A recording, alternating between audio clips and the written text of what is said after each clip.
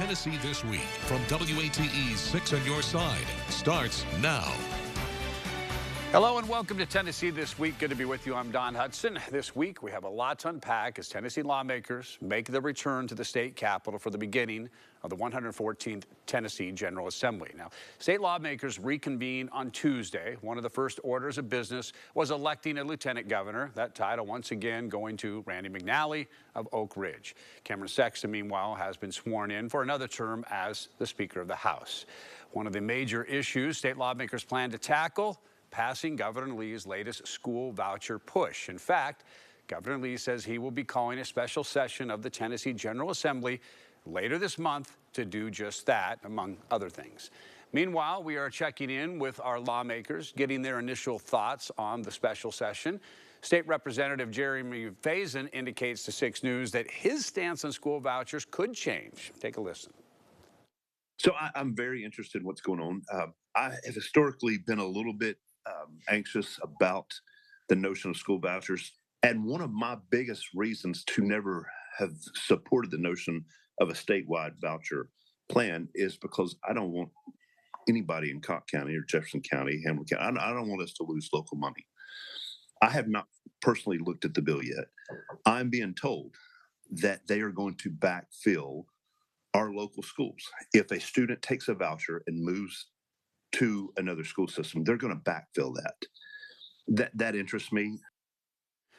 Now, let's bring in our panel of pundits to unpack all of this. And, of course, joining us, as almost always today, Courtney Piper, Craig Griffith, and Michael Covington. And I guess we say it almost in the same order. Once in a while, we switch it up, but that's that. Yeah, all right. I think people will be confused. if we say anything different. They sit in the same seat, so that we don't need any name tags or anything like that. All right. Are supporters getting their message out this time around, Michael? And this voucher bill, will it pass this time compared to the last time it was up for a vote? Well, the information that I got regarding Jeremy Faison, that was very telling.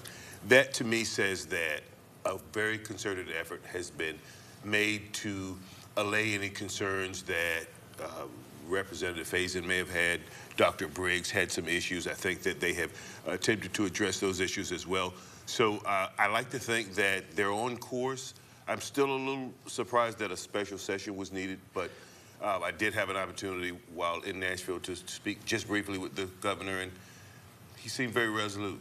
He seemed like it's kind of in his hip pocket. He just needs to finish the deal. Let's talk about why are they having a special session? I know this was... Because it's the only way he can get the voucher bill passed. It's the only way. He's tying the voucher. The special session is to cover vouchers, immigration, and Hurricane Helene flooding relief. Okay. And so what the governor is doing, which is abhorrent, is he is putting people in this position of, well, if you are going to be against vouchers, then people in East Tennessee that need flooding relief will not get relief. Okay, so not just bringing these up separately, they're going to be tied together. Right. And that's an interesting decision to make, because all of a sudden the conversation around vouchers isn't about what's best for our children, what is the best use of public funds.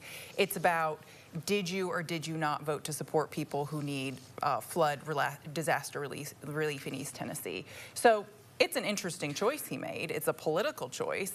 It's not beneficial to the residents of the state of Tennessee. If it stood alone, Craig, would it pass this time? Well, through the summer and the fall, when we discussed vouchers on this program, I said that it'll pass this session. Right. I thought the results of the election did not fundamentally change the makeup of the House or the Senate, so that it wouldn't pass this time either.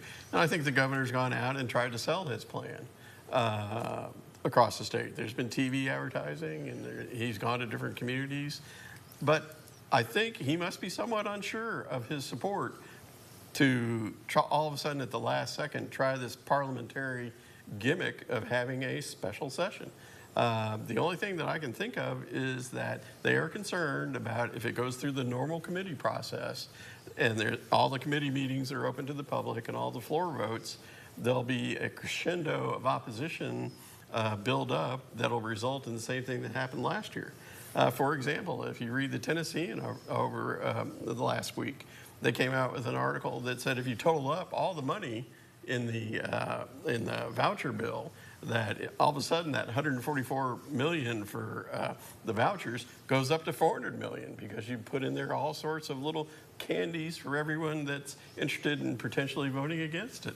There's the $2,000 bonus for every teacher in the state, which totals up, I think, somewhere around 77 million. Not that by itself that's a bad thing, though. That, you know, well, teacher bonus is fine, right. you know, but that's just, you know, and then the whole issue of holding schools harmless in perpetuity. The bill says forever.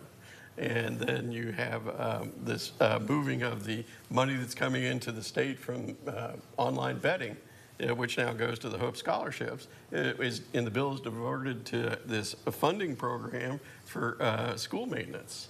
So all of a sudden, you know, there's all these things that could potentially, you know, become really focuses of discussion if it went through the normal order in the House and Senate. I think they're trying to derail that. Let's get it out there. Let's vote on it quick. Let's not let any of this opposition crystallize to where it becomes people like Jeremy Faison who have questions about it, you know, becomes an overwhelming question. Really, I voted $144 million last year for this program, but now you're telling me this bill is going to cost close to $400 million. So, you know, and now you're talking real money. So I think it's unusual that he had to resort to this parliamentary diversion of having a special session and not go the normal route. So. Is the argument not strong enough? Because I know one of the big issues was, hey, you're taking money away, and they say, no, we're now going to backfill it. So that should have taken care of it. I mean, some people would say, okay, sure, that makes that better. Let's have the public discussion about it. Okay, going back to that. Right. What about the other argument where they say, well, some counties don't have access to private Correct. school? Now, the governor gave us a statement to us specifically about this when we asked from the newsroom, saying that 80% of Tennessee children live in a county with at least one eligible physical private school, and every county in Tennessee is currently served by a physical or virtual private school eligible for these scholarships. So that argument where it said, well, some people don't have access. And that goes counter to what the investigation by the Tennessee, the newspaper in Nashville, showed that there was only like 35 counties in the state that actually has qualifying private schools.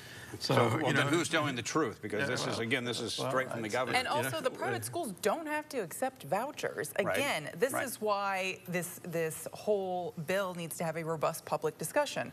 Private schools do, first of all, they don't have to take the vouchers. They can say, us as a private school X, we are not accepting vouchers.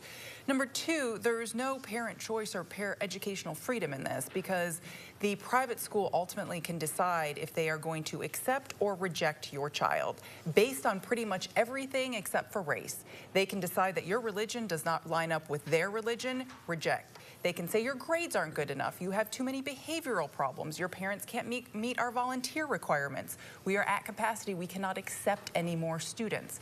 They can reject students for any reason that they deem fit. So there is no parent choice in here. And the answer to your question about it, who's right and who's wrong, that's up for the legislatures to decide. Right. You know, they need to find out, are there enough private schools to satisfy the demand, or are there not? So, you know, that's the legislators need to decide who's telling the truth in this section. I don't think the voucher bill is designed for parents to have choice from A to Z. I think the voucher bill is designed for a parent to have a $7,000 head start on a school that will take them. Private schools, as Courtney said, do not have to take students that they don't want. I'm all for that. This program is not designed for Webb or Catholic or any of the other private schools to take a child because they have a voucher. If you don't qualify, or if they don't want you, you don't go there. You choose to go somewhere else or back to the school you came from. Now, one thing the governor did send to us was that the vast majority of studies find that public school students' test scores actually improve when school choice is introduced into an area or is expanded. So it's not just saying, hey, that kid moves. We've seen in Tennessee. No, listen to what I'm saying. He's not saying the private schools doing better. He's saying the public schools do better now that there's this other choice that people have. No. That it makes them, perform better. That makes perfect sense, because they're under the gun. There's a threat that you're either going to perform on your own without the higher performing students in your school keeping your scores up, or you're going to fail. Students are working harder because they don't want to be the bottom feeders in education. So it's a good thing. Competition is good. Competition makes students strong. Not when you're talking about education, because there's not fair competition. That's Public why there's a schools difference have to in take schools. Every child that walks through their door, they cannot discriminate them, they cannot reject them. That's why there's a Private difference schools between can Harvard and Maryville reject College. them. Because there's a difference in education. College is every different than child, K through every 12. child does not get the same education. Every child is not qualified to get the same education. Some children just are not intelligent enough to be in those better environments. Michael, that's completely and totally that is the false, reality and there are of public federal schools. laws that Public protect schools take children. every child. And Private schools don't. No, Private schools provide you with an education that you cannot get in public schools, and that's just a fact. Public schools are failing. That's why people want to escape them. And there is none of my private taxpayer money that's going to either Maryville College or Harvard to Doesn't support matter. education. Doesn't matter where your So, tax dollars go. It matters whether those folks are able to take advantage of that program, and they should be able to. Our schools are failing. I don't have But to this fund bill somebody's takes private public money to decision. the private schools. It's the amount of money designated for that child. The money follows It the shouldn't child. take $1 of my tax dollars to Backfill make should make this somebody's go away. private decision. If they're promising backfill, that's going to replace those private school dollars. I mean, those public school dollars. The bottom line, the public schools are not going to perform any better. Real quickly, if let's just say, hypothetical, 5 kids leave a school system, and that school system is now getting $7,000. Each kid's getting $7,000. They're going to backfill. Now that school has $35,000, and they don't have the cost of those students. It's a win-win for The everybody. school district, Right. not the Right, individual right. school Right, the school district, building. So right. the school district Right. doesn't have to say, well, we're putting that $35,000 back into school building A. It can be spread out, and they can do whatever the heck they want Right, with it. right. And I totally disagree with this. The schools will get better. If this bill does not pass, Knox County schools will not change their efforts to improve the education for every person in every zip code in Knox County. And put $1 million in every school in Knox County, and the scores will be no different. It's about the children and what's in their heads. If you Okay, take these voucher we're gonna students take a out, break. the scores will They're not change. going to score better. Everybody's going No, to be the better data off. shows they do not score better Everybody in will be these better private off schools. when those children are able to get the choice. There's no they data want. that All right, supports that. and we are going to move forward. Still to come on Tennessee This Week is Senator Marsha Blackburn considering to run for governor of the state. Our update to last week's conversation with Knox County Mayor Glenn Jacobs and more is next.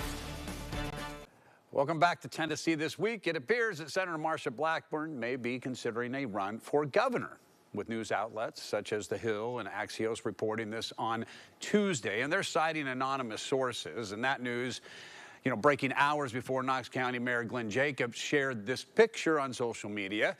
The mayor writing, quote, Senator Blackburn has done an outstanding job as a state senator, U.S. Congresswoman, and U.S. senator. She would do an equally outstanding job as governor and would have my full support if that is what she decides to do. Now, all these new revelations come on the heels of my conversation with Knox County Mayor Glenn Jacobs during last week's episode of Tennessee This Week. That's why you don't want to miss it.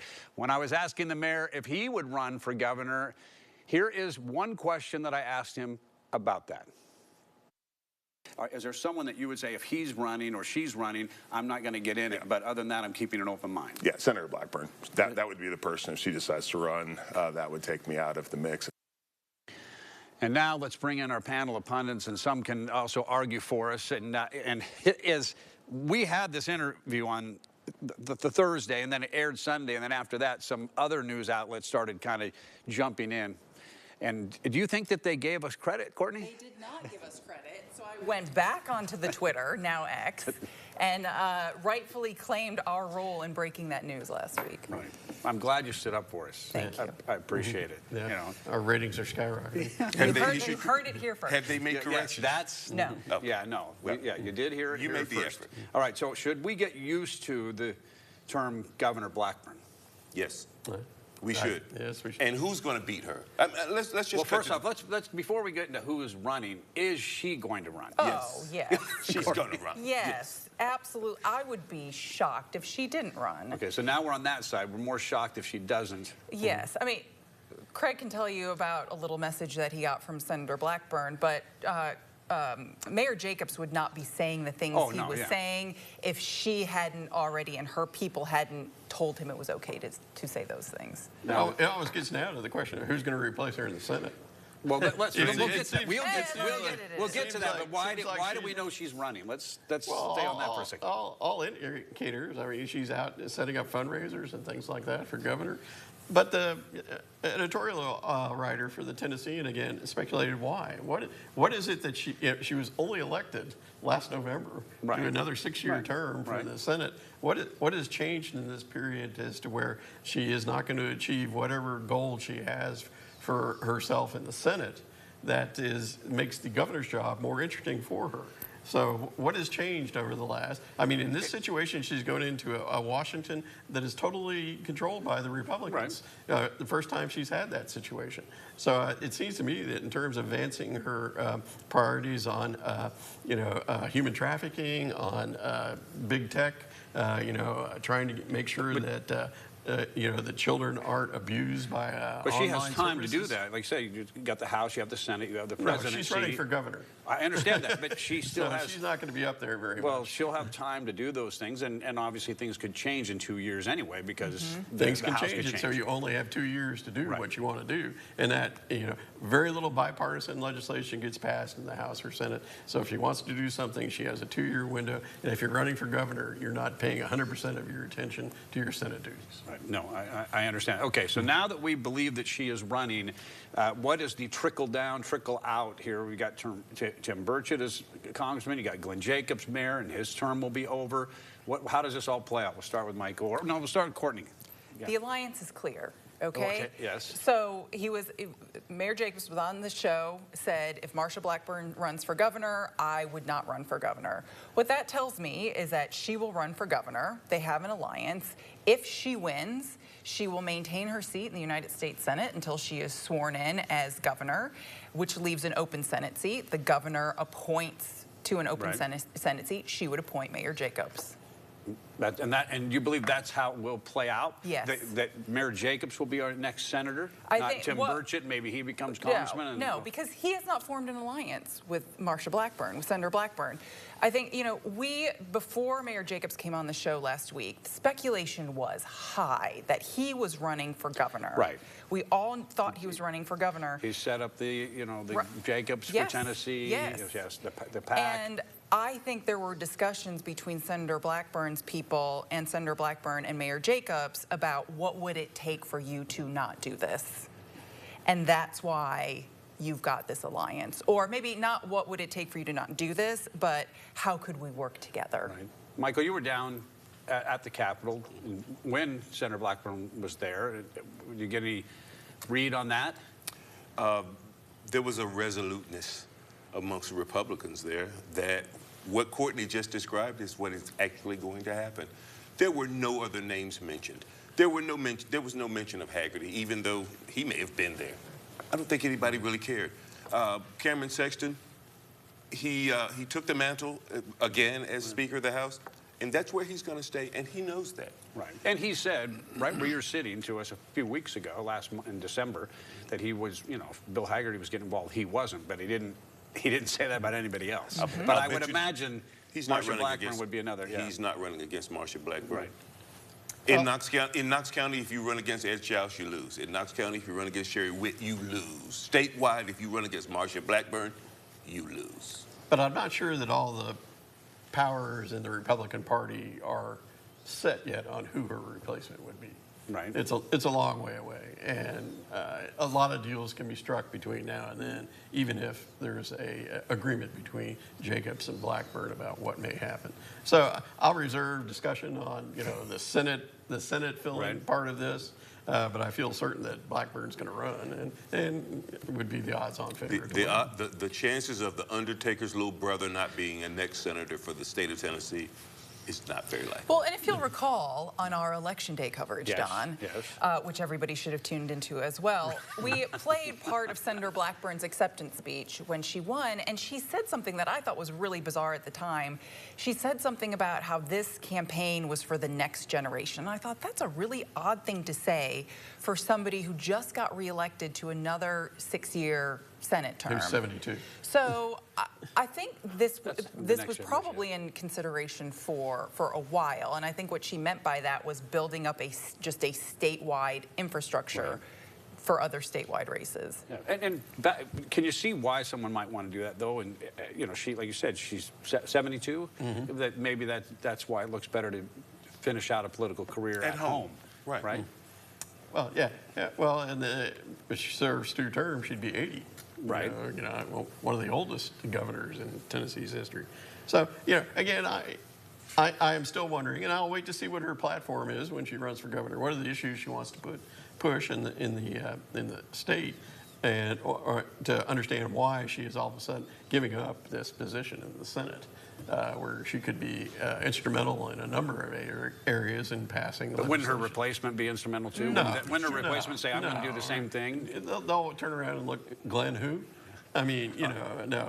It takes time to accrue power in Washington, Right. and she's been there long enough to accrue some power. So, and that doesn't transfer automatically to whoever the replacement is. No. But he definitely does give off that aura and that presence. He does. Yes, but he would be only one of 100. So.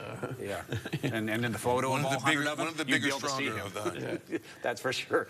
All right, thank you all. All right, well, much more in Tennessee This Week when we come back. Welcome back to Tennessee This Week. Now let's talk about an app that has many Tennesseans, you know, on their phone, something they use all the time, and a lot of people are talking about it because it is going to impact some people's livelihood. On Friday, the Supreme Court backed a law banning TikTok if it's not sold by its Chinese parent company, ByteDance. So let's bring in our panel here to talk about this. We just did a story, I think yesterday or the day before, something like that, about people here locally that because of TikTok, that's how they're earning their living this way. And I was told the number of 170 million people are on TikTok. Not all of them, of course, are using it to make money. Some of them are just on it to be on it. Like I'm on Instagram. It's just to post things. I'm not trying to get it. Where is this going? How is this going to play out? Because the Supreme Court made its ruling and said, hey, you know, Congress passed it. The president signed it. What do you want us to do? Well, it is one of the few pieces of bipartisan legislation that was approved by Congress. So, yes, it's been approved by the House, the Senate, signed by the President. There's a January 19th deadline on it. And as I think that everyone's going to push it all the way up to that deadline. Now, you know, Elon Musk may buy it over the weekend because he doesn't have anything else to do, you know, so and combine it with his Twitter or his X operation. But, you know, I think in the end, it's going to go dark on Sunday, and it'll be up to the next administration to see if there's anything that they can do to resurrect TikTok in the United States. I've heard people saying, you know, President Biden signed it originally, but just to kind of let it go until President-elect Trump comes into play, and then we'll see how he plays out. He seems to be kind of fighting for keeping it in some way because now he's really convinced social media is the best way to get out there and except in his first term, I knew he's against it, and now he's for it. So who knows what will happen? Right. So your view of how it ends up playing out, Courtney? Something's going to happen. Twitter. TikTok might go dark on Sunday and somehow get resurrected again. I don't think this is the end of TikTok, primarily for what you just said, Don, is too many people rely on it for income. And while you can say that income can go to other social media channels, you're reducing your revenue by reducing the number of channels that you can produce your content on and your social influence. Yeah. And Michael? I have to play the role of the individual who wants to know what this is all about.